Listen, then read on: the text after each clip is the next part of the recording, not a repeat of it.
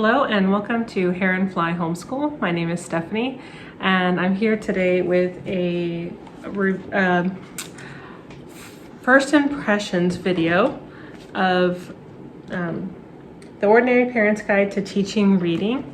I have the parent guide or teacher guide and the student's book. So this says instructor book. And I wanted to talk about, I mentioned in my last video that I am going to be trying to kind of beef this up to make it more fun and engaging. I have started using it and I just wanted to share some of the things that I'm doing and how it's going. And I also wanted to do a quick introduction, which I forgot last time. So my name is Stephanie and I am a former secondary math teacher, which just means 7th grade through 12th grade is what I went to school for. And I did teach for a few years and then chose to stay home with my son. And because of everything going on, I don't think I need to tell you guys how much schools have changed, behaviors. I could go on and on. It would need to be its own separate video, but I chose to homeschool, so that's what I'm here to talk about. So without further ado, I have various things surrounding me to try and share with you guys. So I think the first thing that we'll start with is the book. So I'm using the student book a little bit. I will show you. We are on lesson 34, and I will show you kind of what that looks like in the student book. So it's just plain text. This is my son's bookmark that is just a large index card, and I started out letting him pick out a sticker after he was done with the lesson and putting the sticker on his little bookmark.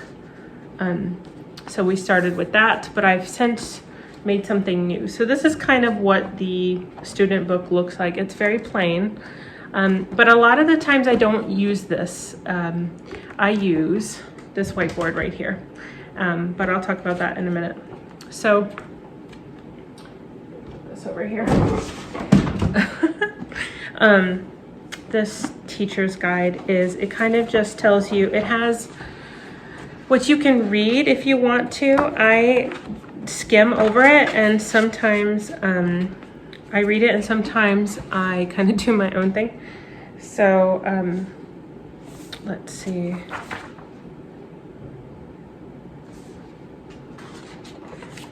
Here's an example of lesson 33. So it has what you'll need. It has what the instructor says. It has the words that are review, new words. It tells you to go over some new words with the egg sound. And then it says read some stories. But the stories are little sentences here and in the student book. The exact same words are in here, and the sentences here in this lesson are what are in the student book. And then it says, write the word yes on an index card. Throughout the day, when the student makes a request that could be answered with yes, show them the card and have that student read the word independently. So we haven't done that yet. That's something that we can add for next time. So I think that was the end of the last lesson, and I think he was getting a little bit burnt out and I stopped. So we didn't do that. Yes, that actually sounds kind of cute.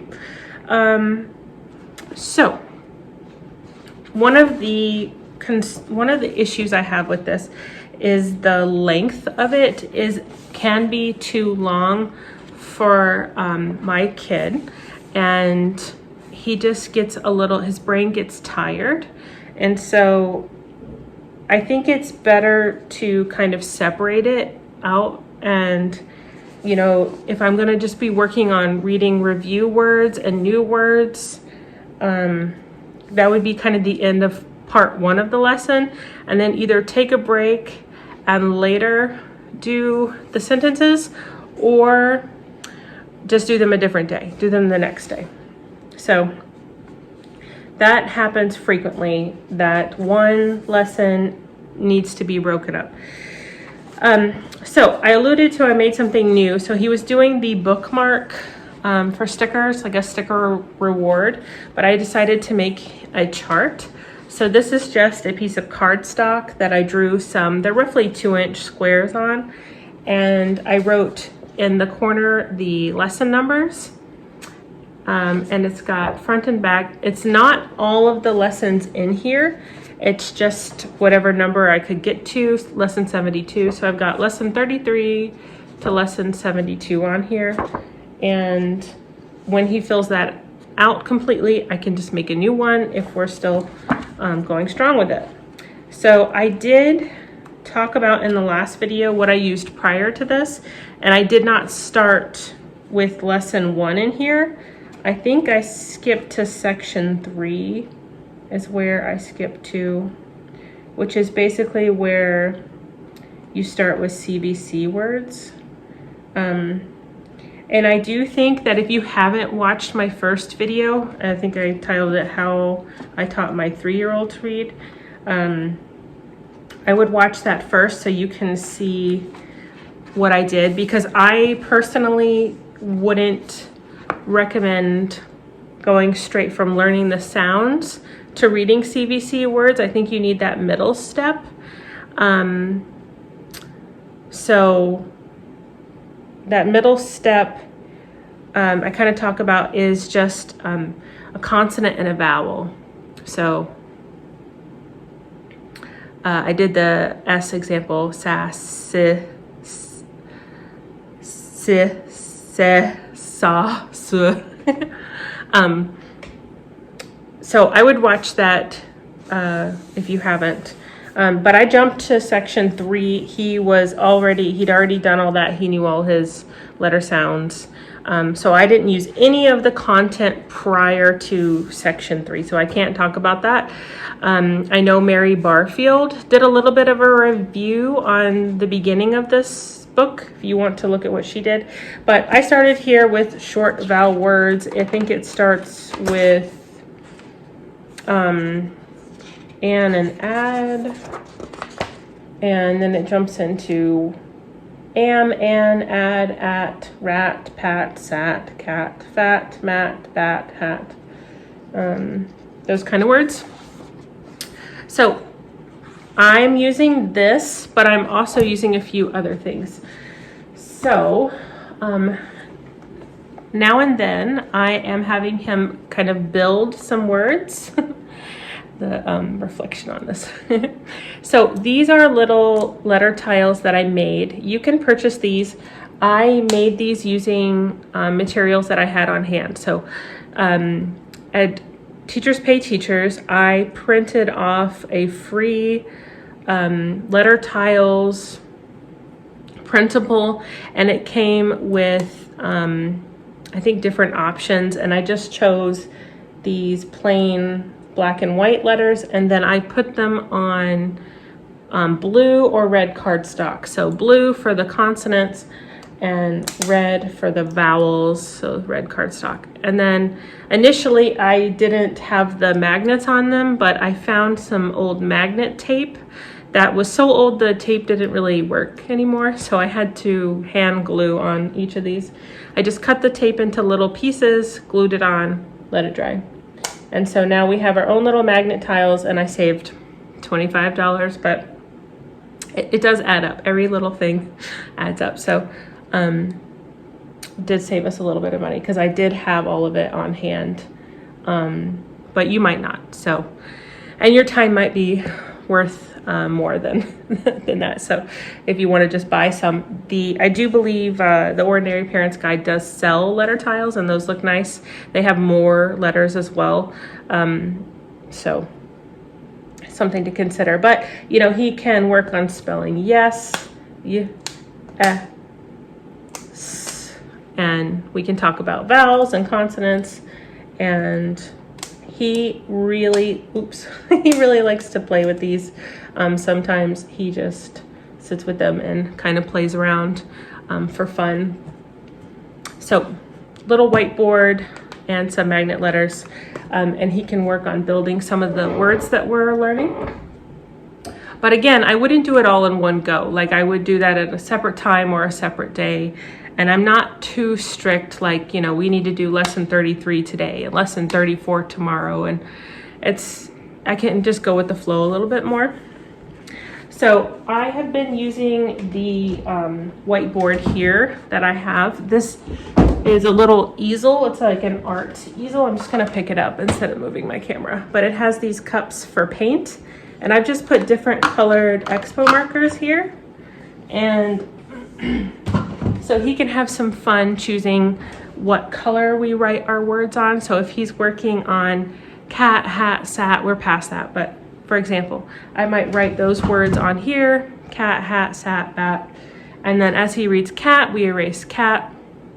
As he reads bat, we erase bat, that kind of thing. Or he can pick a new color for each word, and then we'll write that word and then erase it. So whatever kind of works for the day. So I'm using that to kind of make it more fun, more colorful. And it also helps him, like, if he just needs one word at a time, instead of having all of those words on the paper, that can maybe be more distracting or overwhelming, just having one word to read. And he's doing fantastic. He is starting to read words more fluently, and he is reading some sentences with help. But he's getting better and better every day. So a few other things. So to go with the Ordinary Parents Guide, I bought this index card box at Walmart, and just a simple index card box. And then I made some little dividers. I haven't used them yet. I don't even know what I'm going to use them for, really. Maybe like, you know, new words, review words, mastered or something. I know All About Reading does something like that. But these are the, if you want to call them sight words, some people call them jump words, some people call them high frequency words. But so we've got the and the, I wrote I 2 different ways.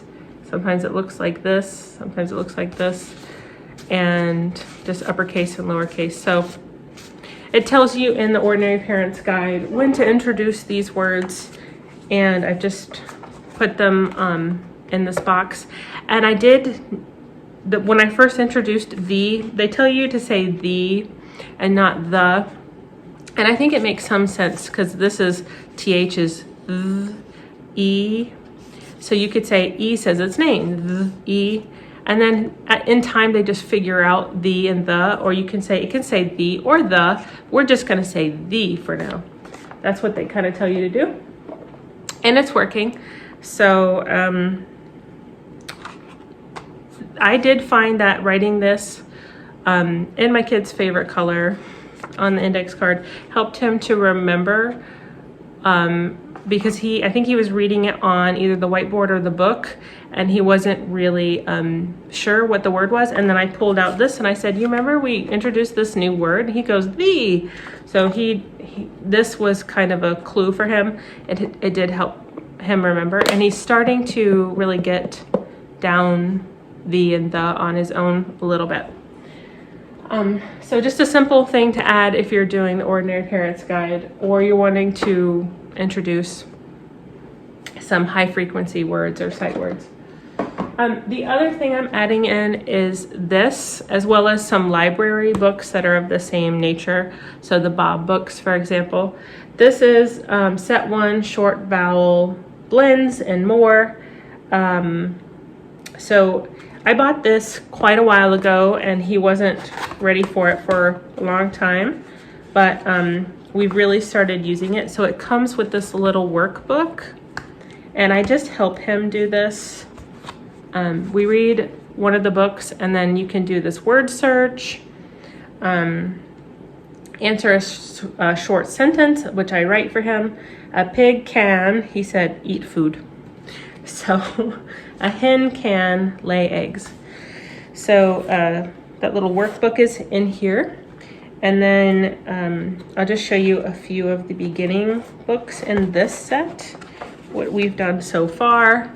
A cat pal, the red hen, it is a pig, a big dog. We just read this today. So, and we might go back and redo them too. Like, I don't want to go too far without doing some review because he's still very, very slowly reading the sentences. And so we might go a little ways and then like maybe to book 5 or 6 and then go back through books 1, 2, and 3 and so on. Oh, a little helping tool I have here is a simple scrap piece of paper or an index card. And I keep that in the front right here, like this. And so when he's reading the sentences, I can cover up some of the words and kind of move it along to help guide him in reading. This could be really, really helpful. And it just blocks out the other words so he's not distracted or overwhelmed by those words that he hasn't read yet.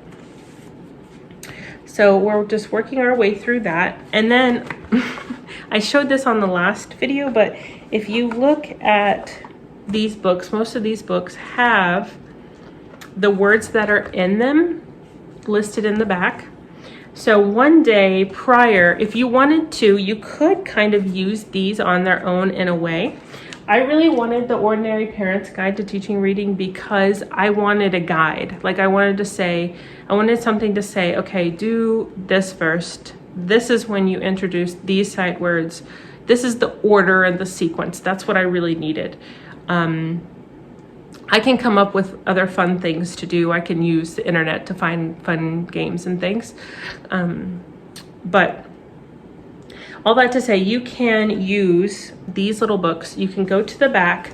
You can take, like, let's say day 1, start with these words, put them, or some of the words, and put them on a whiteboard like this. Write them one at a time or write it as a list, whatever your kid can handle. And then do that. Let them, oh, what color do you want? You want to do pink? Okay, let's write pink. And then with pink, and then we'll do cat, and then have them erase it because that's fun for them. Anyways, so you do that day 1. Day 2 might be you pick some of the words to build with the letter tiles. And then day 3 might be that you read the book. You know, that's just an example of what you could do with these little books. So I have a couple other things to share. Maybe just 1 or 2 more things, I think. And I've been getting, yeah, like I said, the Bob books you could do. So I like having this set at home. I think it might be worth buying 1, and I certainly do like this set a lot. But I know there's some other one. There's like a comics set, like silly ones. But I really love the real pictures in this, and I like the progression. I feel like this is pretty easy. Some of them get hard fast or have weird random words that are harder to decode. I really like this so far.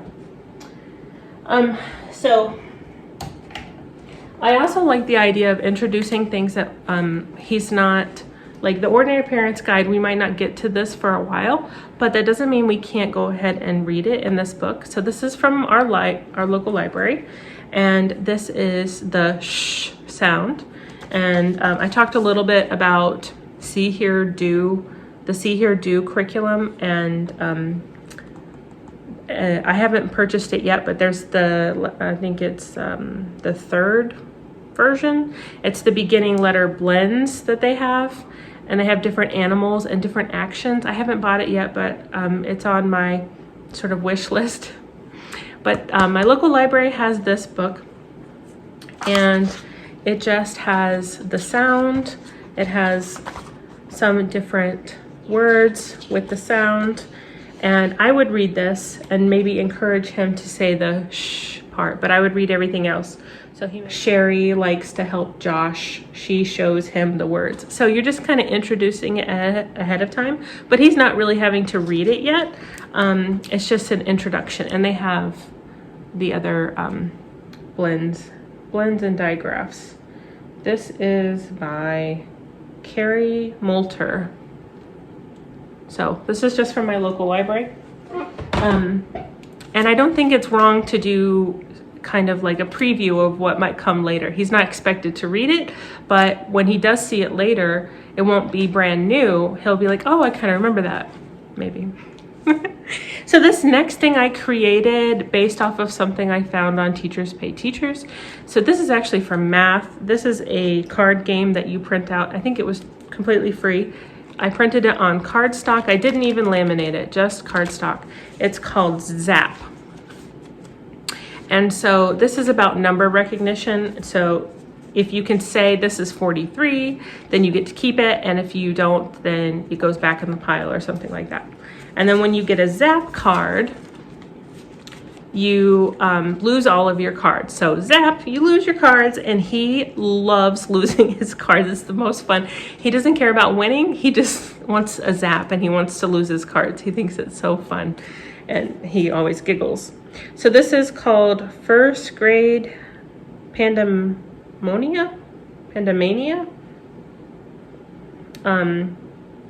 I can't hardly read it right there, but this is on Teachers Pay Teachers. I don't know, I downloaded this ages ago. So if I think about it, or someone comment, if you comment and ask me for this, maybe I'll try to find it for you. So I created one with some CVC words, and I just made my own Zap cards. and I haven't used, I made this like a year ago or something, and I didn't really use it. I also accidentally wrote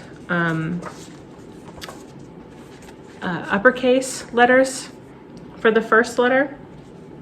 And so you probably don't want to do capital letters, but it's fine. I don't think it's wrong to get that practice in too. But I just hand wrote all of these, and I used, for all of the vowels, I used the color red. And then I made a fun Zap card, and you can put kind of as many Zap cards as you want. Like if your kid loves the Zap thing like mine does, then do more Zap cards. If your kid doesn't like getting zapped, do less zaps. I don't know. This is really just an easy thing to do. Find a list of words that they know or they're working on, like maybe some review and some, you can use the Ordinary Parent's Guide to Teaching Reading, and you can just start by putting, that's actually a good idea, maybe I should do that. Go through and like see what words he's done and which ones are like coming up, and mix them in. But you could just play the same kind of game. So you put it face down, and then I draw a card and I read it. And then if I get it correct, I get to keep it. He draws a card, and if he can read it, he gets to keep it. If he doesn't read it, I can give him like 2 tries or something. And I can help him if I want to in the beginning, or as time goes on, I might require him to read it all by himself in order to get to keep the card. You know, you can make your own rules.